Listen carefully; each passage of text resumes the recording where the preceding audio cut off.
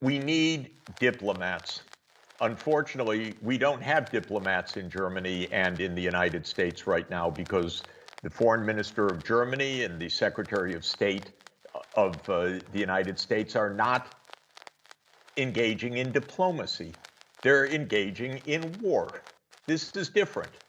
Diplomacy is to sit down and talk to your counterpart to understand these issues. I was invited to give a talk to the G20 foreign ministers last year online when they were meeting in Bali.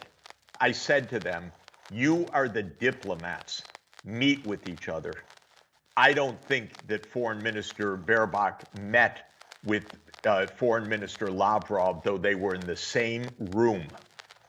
We need diplomacy. There is no way out of this mess without diplomacy. And if the diplomats want to be the ministers of war, then we should have those who want to be diplomats engaging in diplomacy. And we need that dialogue. I am in everyday dialogue with multiple sides. I hear from the Russian point of view. I hear from Turkey as mediator. I hear from Ukrainians. I hear from Western governments. I hear from the United States. I hear from Brazil, China, others. There are important views that need to be explained, and we're not getting that at all. And the media has forgotten its role.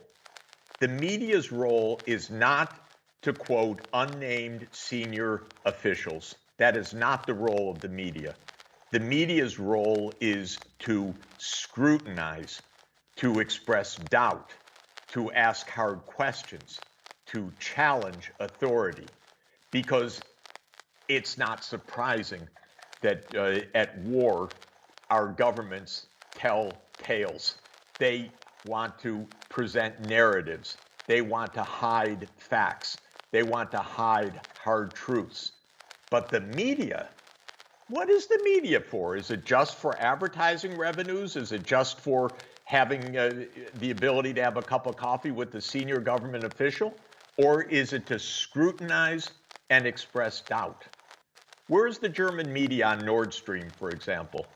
Here, a major piece of infrastructure was blown up, I believe most likely by the United States or the UK, but on the Western side, quiet, silence.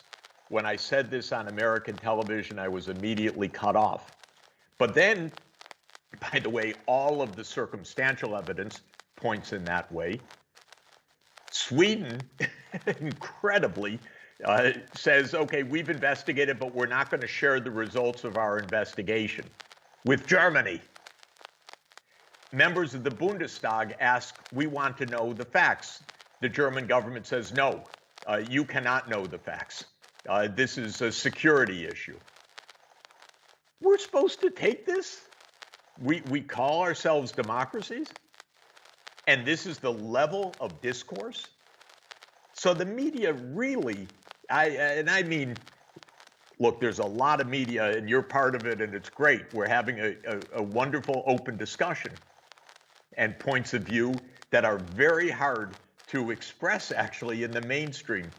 But this mainstream media has lost its way. I can't tell you how disappointed I am every day in the New York Times, because I grew up with the New York Times and I used to read it for the Pentagon Papers, for telling the lies about Vietnam, exposing them, for telling the lies of the Nixon administration. Now all it is a mouthpiece for government.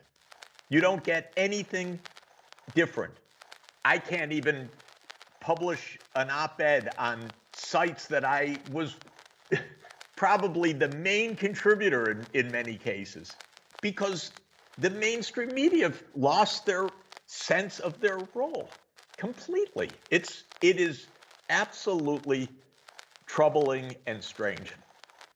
I want to go through some counter arguments with you that are usually made. For example, the first part, NATO was also stationed in Poland and Latvia that has borders with Russia, and they have coexisted somewhat peacefully. NATO was not planning an intervention. And the second counter argument that is made is Ukraine is an independent and sovereign state and has a right to make military deals with anyone it pleases, including NATO. How would you respond to these two arguments? I would say that, first of all, NATO is often an aggressive force, almost an expeditionary force of U.S. foreign policy. Bombing Belgrade in 1999 was completely unjustified. The actions that NATO took in Libya, in my opinion, completely unjustified and far exceeded the UN mandate. And the United States foreign policy is based on regime change. So how much trust can there be, especially after events like the Maidan? The United States is not a peace-loving country. It is a power-seeking country. Not surprisingly, perhaps. I'm told by smart cynics, well, isn't that always the case? And maybe it is. But then let's not kid ourselves with the rhetoric that is used. The United States has overthrown dozens of governments. It definitely contributed to the overthrow of Yanukovych. It definitely tried to overthrow al-Assad in Syria and was a major provocation of the war there. And I know this from the inside, not just from the outside. So I just want to be clear that I know from top people involved in these issues what I'm discussing right now. So this is one thing. This idea of this peace-loving is not what a military alliance is. This is a military alliance that serves military and geopolitical purposes, and it should show restraint. In my opinion, by the way, just to put it clearly, when the Warsaw Pact was disbanded by Gorbachev, I think NATO should have ended. That's my own view. We should have gone to OSCE. We should have gone to a European security arrangement. But we didn't, because the neocons in the United States said, okay, now's really our chance. And I was at a conference recently in Eastern Europe where a NATO spokesman came in. It looked almost like a Star Wars event. He was full in uniform and there was a screen in back. And he talked about how NATO plays the vital role in the Black Sea region, and it will be crucial for Eurasia, or something like that. I said, oh my God, what is this? It's almost like a cartoon. I don't want to hear that. I was at an economics conference, by the way. I don't want to see NATO officials at an economics conference. So this is really, really an important point. And because this is a military alliance, it's not true that you just get to choose who you have your military alliances. There's a concept called externalities, which is that your choice may have adverse consequences for the one next door. Should the U.S. have a NATO base in the Sea of Azov? Well, Russia doesn't think so. By the way, I don't think so. I don't think it's prudent. And I don't think it's smart of Ukraine to not recognize that it's in a delicate balancing act and should be prudent and careful. And I'm living and experiencing, well, I'm seeing successive neutrality in many places. Let's just put it this way. And in my view, you be careful in this world. And you recognize that military alliances are dangerous because they lead to wars often. We should not have these military alliances. We should not be expanding military alliances in Asia to counter China. These are dangerous provocations.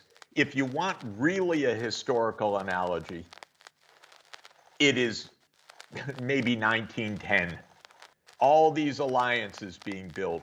Well, and then a tripwire was crossed in 1914, and the world was never the same again. But let's avoid that. In December last year, there was a lot of voicing for diplomacy stated by French President Macron, even President Biden. The German Chancellor, for example, even spoke to Putin for an hour on the phone, reportedly. However, the tone has completely shifted since the start of the new year. To begin the new year, NATO General Secretary Jens Stoltenberg said, and I'm quoting him here, "Weapons are in fact the way to peace." Now we're seeing all sorts of weapons, from armored vehicles, artillery, Patriot defense systems being committed to Ukraine. And the UK has now upped the ante by sending the Challenger 2 battle tanks. All eyes are on Berlin now. All the pressure is on Berlin. Tomorrow they're meeting, all the defense ministers are meeting at Ramstein Air Base. And it is expected that Germany will at some point capitulate to all this pressure and send also battle tanks known as the Leopard 2.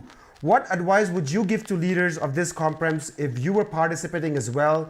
And do you think advanced offensive weapons could change the tide of war? The advice I would give to leaders, period, is sit down and start talking. Most importantly, President Biden and President Putin. And how can we have an approach that does not also include negotiations? This is mind-boggling. You see, it's quite interesting. Our top general in the United States, the chairman of the Joint Chiefs of Staff, Mark Milley, said, now is the time to negotiate. The next day, Victoria Nuland, who's our neocon in chief in the State Department, said, no negotiations. The whole idea is to bat down at all times any possibility of discussion. The only thing that's allowed in the narrative is war. Negotiations not even to be tried. So aside from all the weapon systems and whatever one thinks, open negotiations. And understand, by the way, and it's quite clear, Chancellor Scholz said to Putin at the beginning of all of this, NATO won't enlarge on my watch. He said, yes, you're Chancellor of Germany. What about NATO itself? How long are you going to be there? And the point is very simple. This is, first of all, a U.S.-led alliance. This is a 30-year U.S. project to expand NATO.